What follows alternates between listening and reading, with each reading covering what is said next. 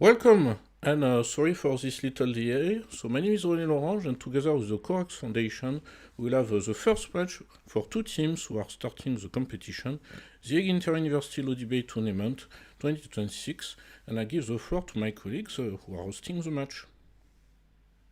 Thank you so much. First of all, welcome everyone to today's match. And we would like to start with the introduction of the two teams. So, first of all, could we have Mr. Mundaka from the University of Chile? Eh, Hello everyone, my name is Alejandro Mundaca. I am currently in my third year of law school at the University of Chile, and I wish you all good luck. Thank you very much. Now, let's proceed with Ms. Vilashni Mala from the University of South Pacific. Hi everyone, my name is Bhavna Bilashnimala. I am a final year law student at the University of the South Pacific, and I would like to wish everyone a very good luck.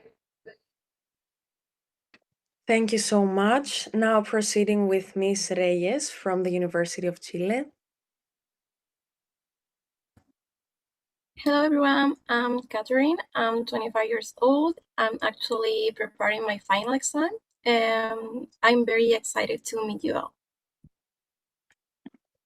Thank you so much. Now, moving on to Ms. Singh from South Pacific. Hi everyone, I'm Catherine Mahima Singh. I am actually a fifth year law student. It is my final semester and I wish you all the best. Thank you so much. And last but not least, Ms. Alvarez from the University of Chile. Hello everyone, I'm Javiera Loyola Alvarez from the University of Chile, and well, I'm very proud to represent our university, and I hope we get the best out of this debate.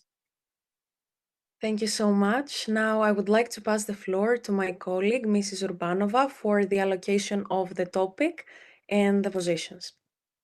Thank you very much. In a short while, you should be able to see the wheel for the allocation of positions. I would just like to confirm that you can see it. Yes. Right. Thank you. So the teams have received 7 days in advance a topic whether or not judicial practices should align with regional dispute resolution expectations. In this allocation, we'll find out which side will be defended by which team. As always, there are 2 positions available for each team, 4 choices in total.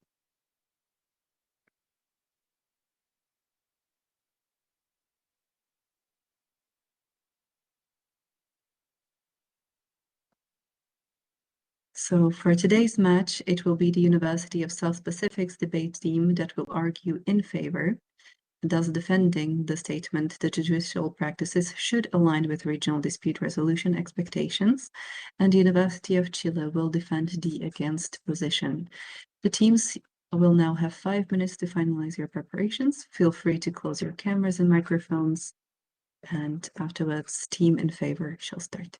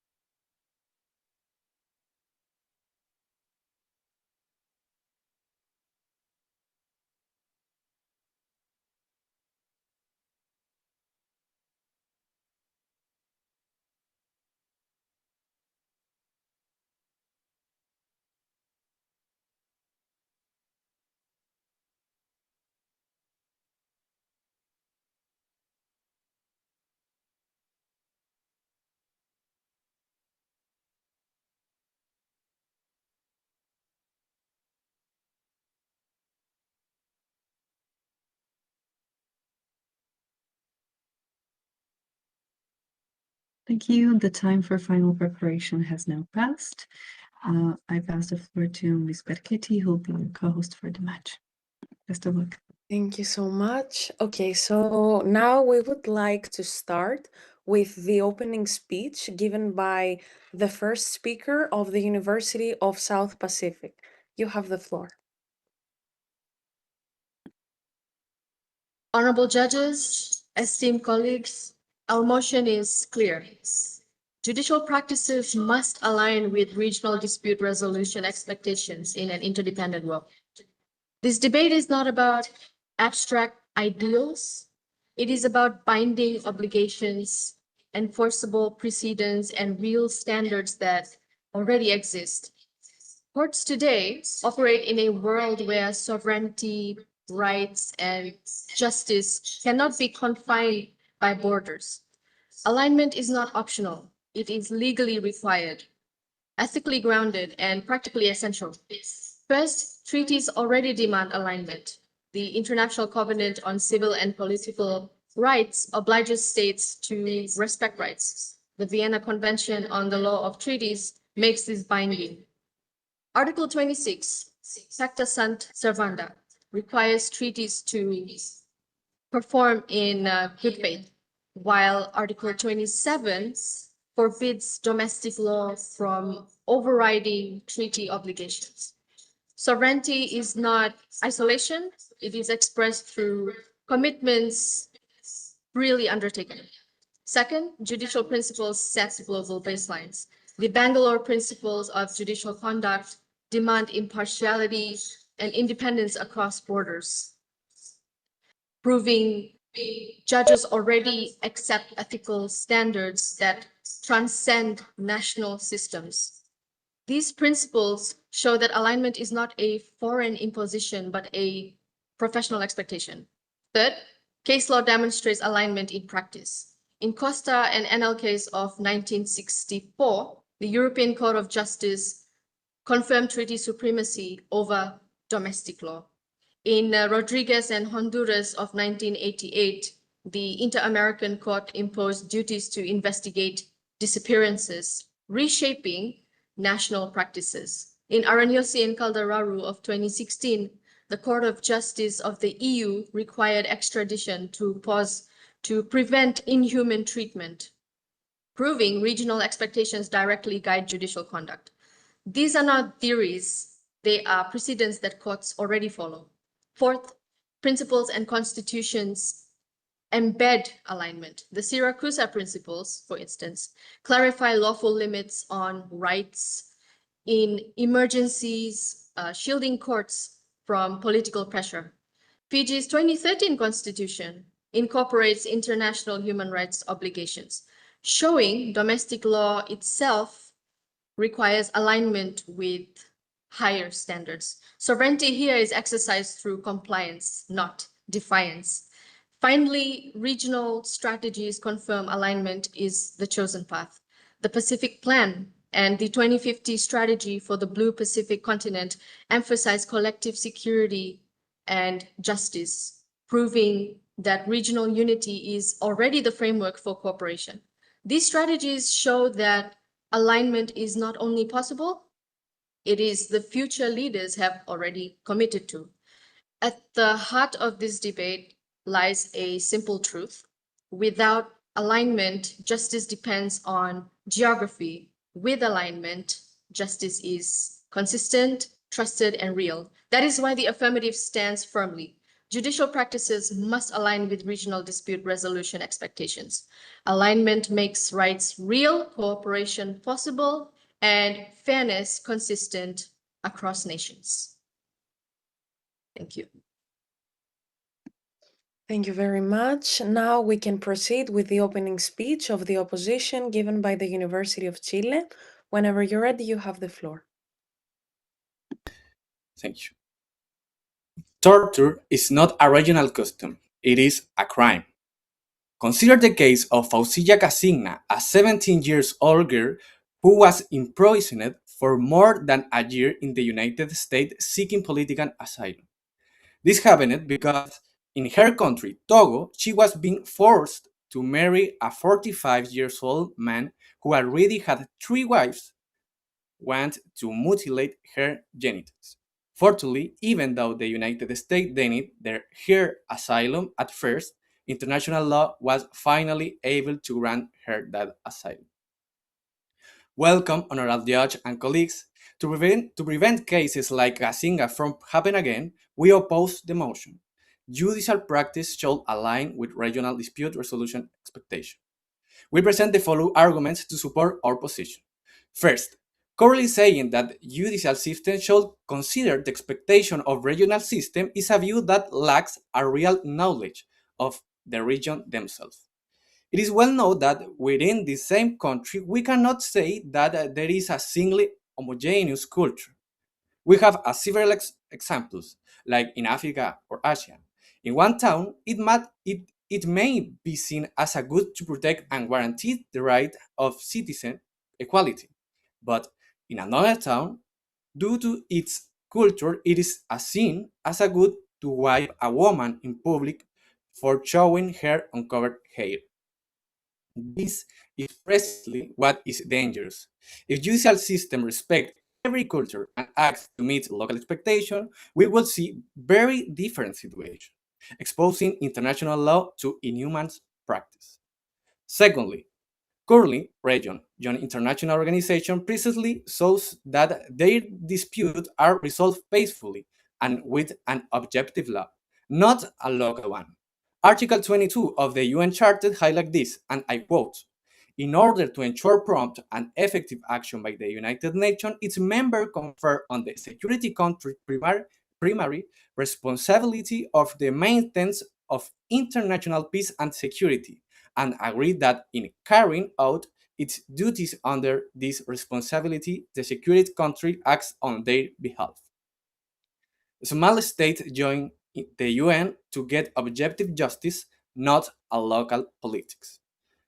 In conclusion, weaker states, localities, and regions join international organizations seeking for objective and fair help.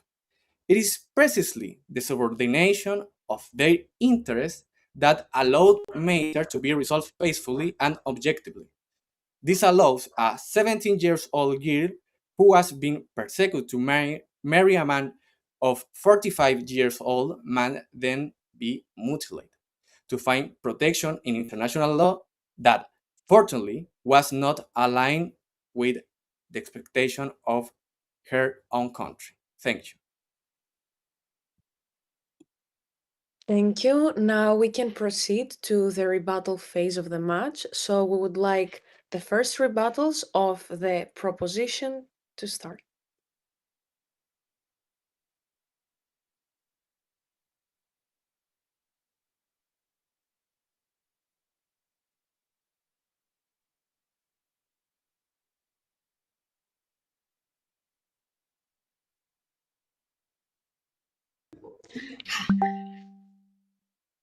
You have to mute.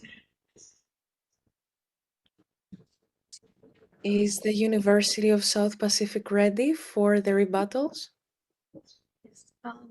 Just give me a minute. Honorable judges, esteemed colleagues, the opposition points to enforcement gaps as evidence against alignment. In reality, enforcement gaps prove the need for alignment. In Aranyosi and Kaladrau 2016, the Court of Justice of the EU required extradition in the receiving state. This case reshaped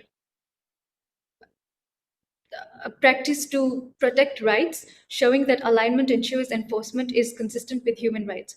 The Rome Statute of the International Criminal Court 1998 embodies the principle of complementarity, ensuring accountability when domestic systems fail, filling enforcement gaps with international mechanisms.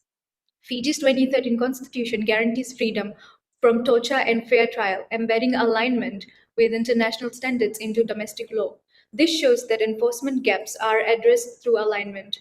Enforcement gaps are not evidence against alignment. They are evidence of why alignment is indispensable. Without alignment, enforcement remains inconsistent and unreliable. With alignment, enforcement is reshaped to protect rights and ensure accountability. Even if sovereignty, institutions, diversity, and enforcement are challenges, alignment resolves them. Sovereignty is fulfilled through commitments, institutions are strengthened by shared standards, diversity is preserved through flexible baselines, and enforcement gaps prove the need for alignment. Thank you. Thank you. So now we can proceed to the first speaker of the rebuttals of the opposition, the University of Chile.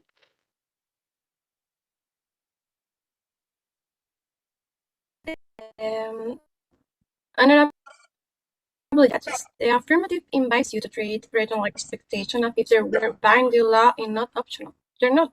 The international system is built around universal institutions and universal obligations, not the presumption that domestic courts must reshape their practice to match regional preference. First, the United Nations framework points in the opposite direction. As my teammate has established, the Article 24 of the United Nations Charter assigns the Security Council primarily responsibility for the maintenance of the international peace and security, acting on behalf of the members. That reflects a model where global objective mechanisms carry central weight.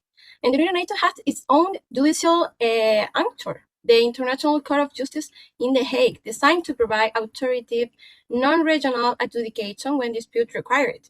The existence of these universal bodies shows that the baseline for legitimacy is not regional alignment, but neutral, shared standards.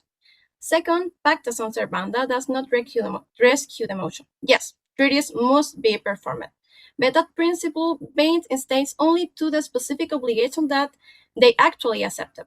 You cannot turn pacta sunt servanda into a free-standing duty to align judicial practice. Wherever someone asserts a regional expectation, at most a treaty may require concrete steps. It does not create a general mandate to harmonize domestic procedure beyond what the text demands. Third, even when the Charter acknowledges regional arrangement, it frames them as option and expectation, not an overriding legal obligation to conform domestic courts to regional standards. The basic point is that domestic legal system should be aligned to clear, concrete objectives already recognized at the universal level: peaceful settlement, due process, and fundamental rights, objectives that flow from the United Nations order and broader international law. Thank you very much. Thank you. And now we can move to the second round of rebuttals, and we can have the speaker of the University of South Pacific. Thank you. The opposition has raised further concerns.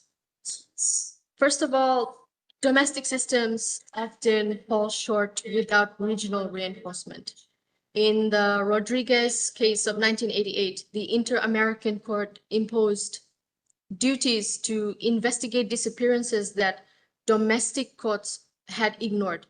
The ICCPR Article 14 guarantees fair trial rights, and Fiji's constitution reflects these obligations. Alignment ensures rights are real and enforceable, not left to chance or political discretion. Trust depends on shared baselines. In Aranyosi and Calderaru, extradition was paused to prevent abuse, reassuring states of fair treatment. In Fiji, the Hill Justice Needs Survey found many serious legal problems remain unresolved without regional cooperation. Alignment builds enforceable trust. Without it, cooperation collapses into suspicion and inconsistency.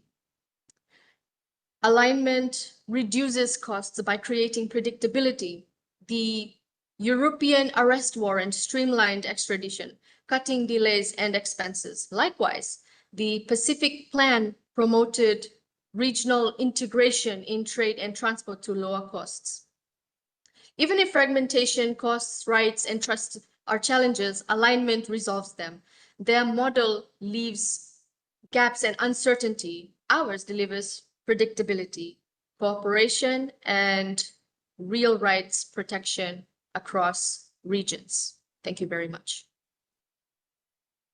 Thank you. And now let's have the second speaker for the rebuttals of the University of Chile. Thank you. Honorable judges. Mechanisms for resolving disputes already exist, and they exist for a reason, to secure neutrality, consistency, and legitimacy beyond regional preference.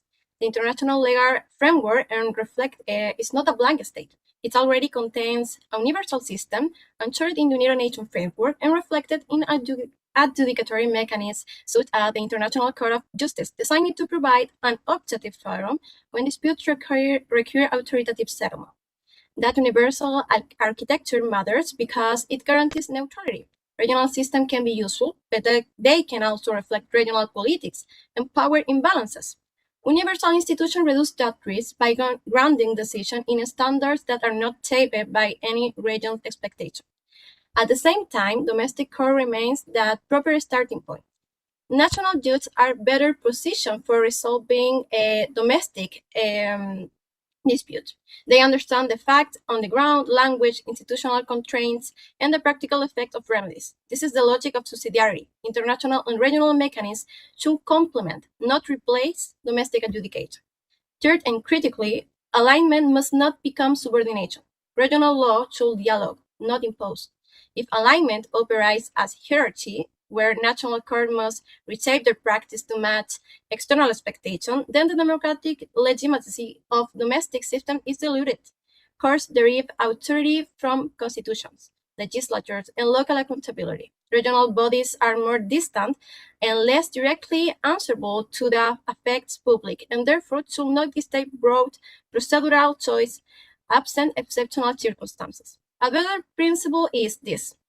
Regional and international norms should set clear right floors and provide oversight where violation occurs while leaving domestic system room to choose how to implement justice in context. Thank you very much. Thank you. And now let's move to the conclusions. So we need the speaker of the University of South Pacific.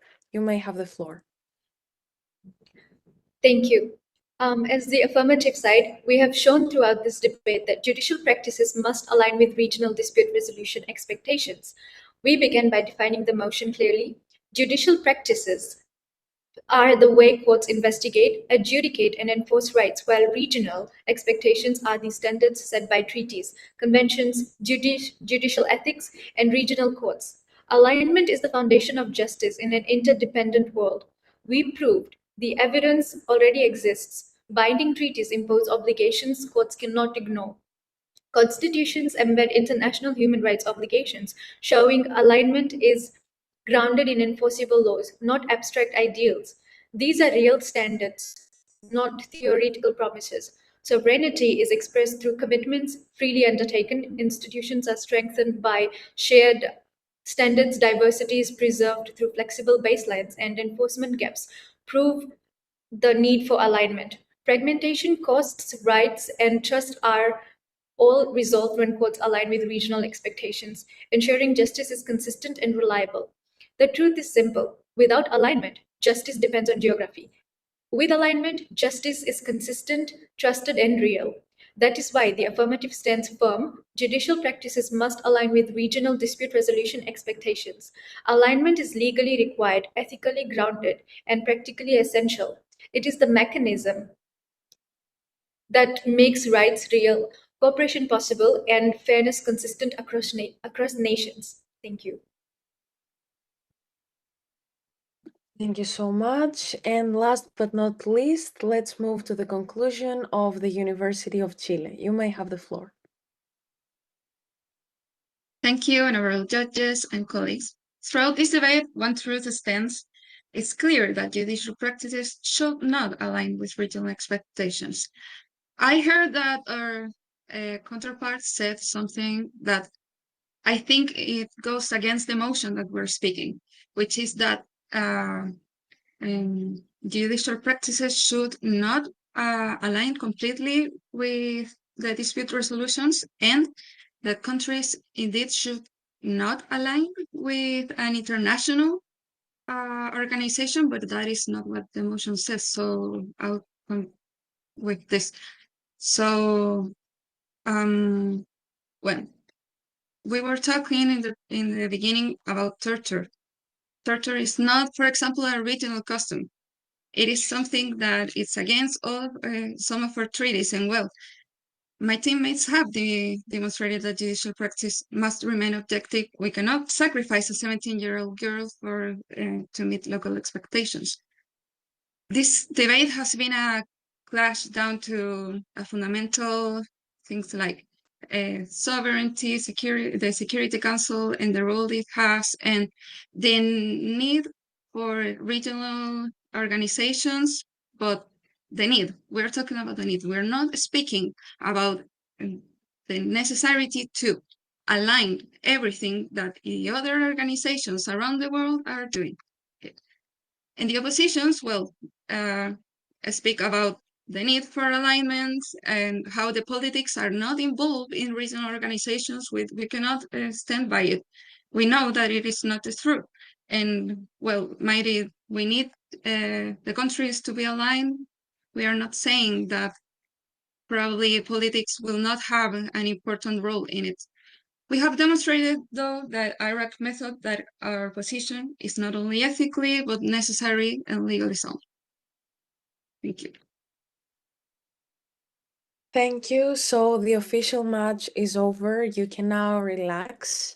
And I would like to pass the floor to my colleague, Ms. Lal, for the next part. Thank you, Mariah. Well done to both teams. This was your first match in the debate tournament, so well done to both of you. We will first start with quick reflections about the match before we go into the networking. As mentioned, this part is not assessed, so please relax. Okay, so starting off with a reflection, this was your first match. So what was the preparation like and research, and did you feel that the arguments from the opposing team were similar or perhaps different? So starting off with Ms. Loyola Alvarez, please. Yes, well, I was really nervous when this was starting, but as I was starting to investigate, I really loved the theme. I loved that we could both seek for different parts. And well, we had some of the arguments the other team had prepared. So we really had that, and I really like that because we are thinking alike, even if we are so far away in the world. So I really appreciate that. Thank you for sharing. Could we now hear from Ms. Singh, please?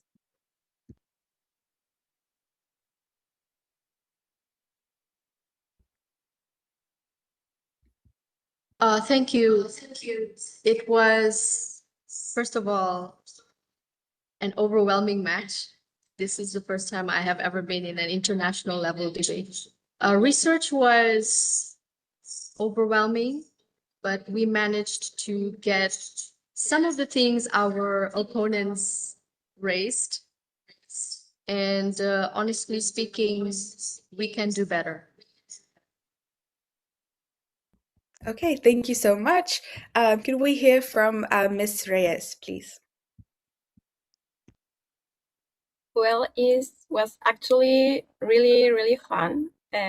Was something very difficult, at least for me, because I think my English is not like the best.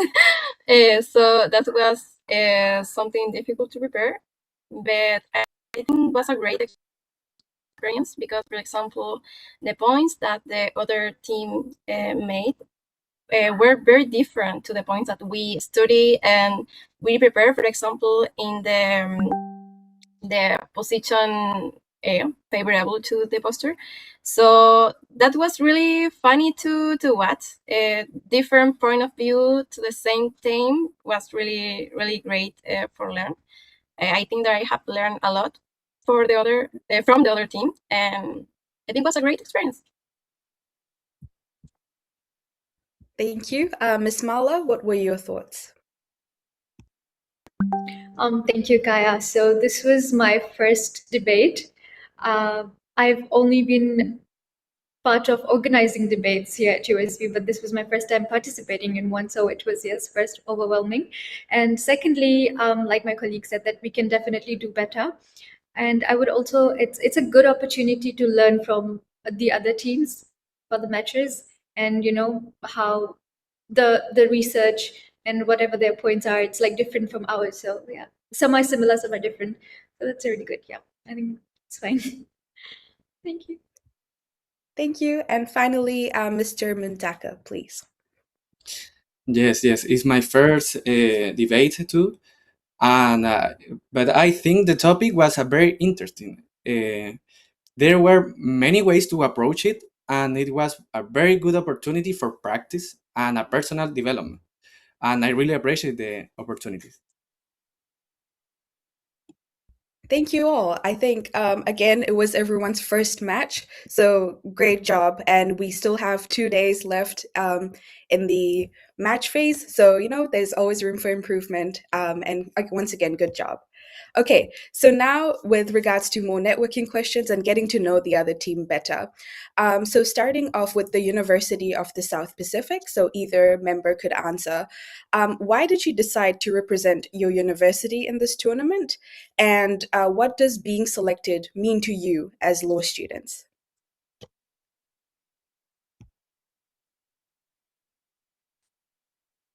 So I was actually surprised when I got selected to take part in this debate.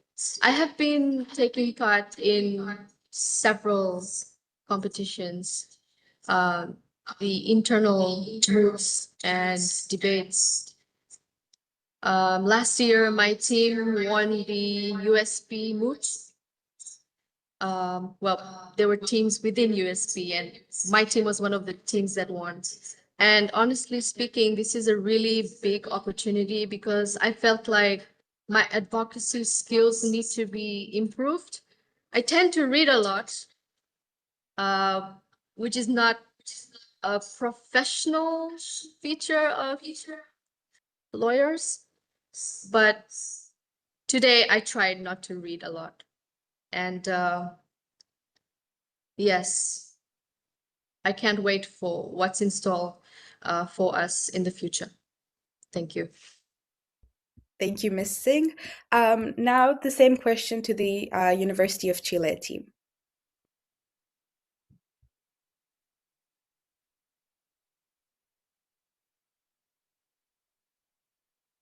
So it's why did you decide to represent your university, and what does being selected mean to you? I'm going to start because it's a difficult choice. For me, it was very exciting. I'm finalizing the career, so for me, it was like the final step, the final debate before be a graduate. So for me, that was very emotional. The postulation process was very difficult too. Were many people at the university looking for this, being part of this team. So for me, being part of the team, get to know my teammate better and specialize in these topics in the last was very exciting and very great experience. Was something that I will remember. I think probably I'm a professional career. Great. Would any of the other members like to add on? Yes, I don't know if Alejandro was going to speak, but okay, I'll start. Well, I was very excited when I got the email saying, "Hey, you got in." And well, I've been recently making all the organization for the debate tournaments in my country.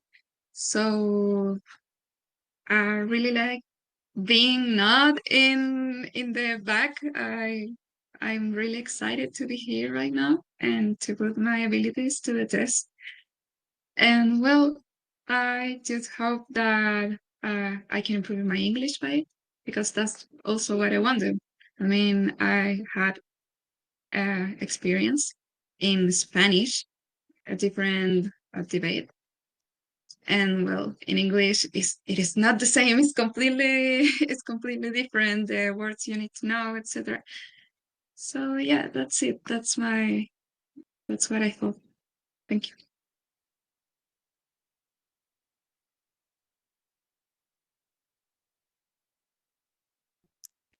Okay, thank you so much. Now on to the last question, and everyone again, feel free to chime in where necessary. So, if the opposing team were to visit your city or country, what place, institution, or experience do you think would best reflect your legal or academic culture? So again, starting off with the University of the South Pacific team.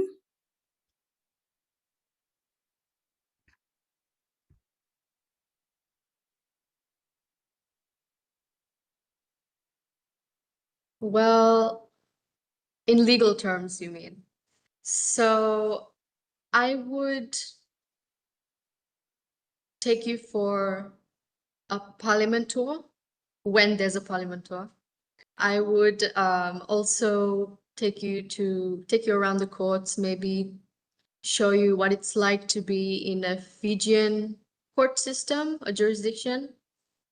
And yes, we would tour around law school at USP, most definitely. And people say that USP Law School does not have much facilities, but actually it has a lot of things.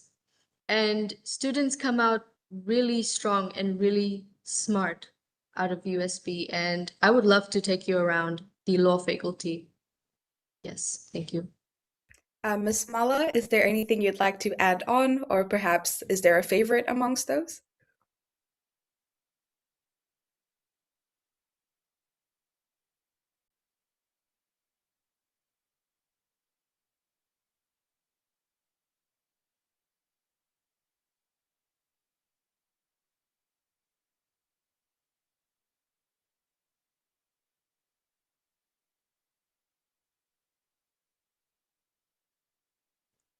Hi, sorry, I thought I wasn't, it was just one of us to speak.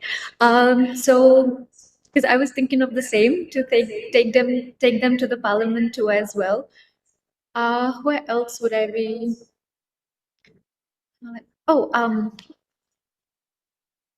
what's the name of this place? The museum, the Fiji Museum. I would like to take you there to the Fiji Museum because there's history about the indigenous people and indentured laborers. So yeah, that's not like law related, but it's what country? Where else? What else? Maybe the Fiji market, just to go around and buy stuff and meet the local people and experience the culture here. But I guess that's all. Awesome. Thank you Thank so you. much. The same question to the University of Chile team, please. And of course, all the members feel free to chime in where necessary. I will Um, take you to the university. yeah. Sorry, because our faculty is the first law school in the country, so it's the oldest. It's not very beautiful, but has history. Also, the Supreme Court of Justice, that is very beautiful. Their architecture is very, very beautiful and old too. Also, maybe some place to eat traditional Chilean food or drink, maybe. But I think that the university is a great option because, how I already said, it has a lot of history of the first law school in the country. Yes, I'll tell me a little. Yeah, I would really love to take you to our university. As Catherine said, well, it was founded in 1842. Uh, so it really is an old school. It is a monument. And also, yes, to the Supreme Court of Justice.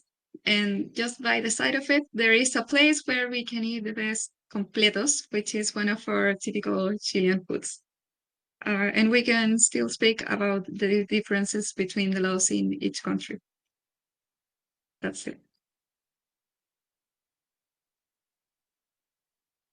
Mr. Mundaka, is there anything you'd like to add on? Yeah. I live in Arica, a city on northern of Chile, and I will show you its beaches El Morro, which has a very important landmark in my city. And this is a very beautiful and pleasant city to show anyone. Awesome. Well, great suggestions from both teams. We really hope that one day both teams are able to meet each other. And yes, with that, I'm handing the mic back to the co-host. Thank you so much. Thank you very much. Well done on your debate. Well done on your first execution of your research in the debates on the international stage. And within 2 working days, the judges will have the window to observe the debate, to provide the feedback and the scores. After our team receives and validates the results, we'll of course inform you. And your next matches will happen within 2 weeks. So you now have, for sure, you have at least a week of break time from the research and preparations. And in the next matches, you will meet with the remaining 2 teams from your group. Right. And on this note, we'll wrap up today's session. Once again, well done. And we wish you a very good rest of the day. Well done. Thank you.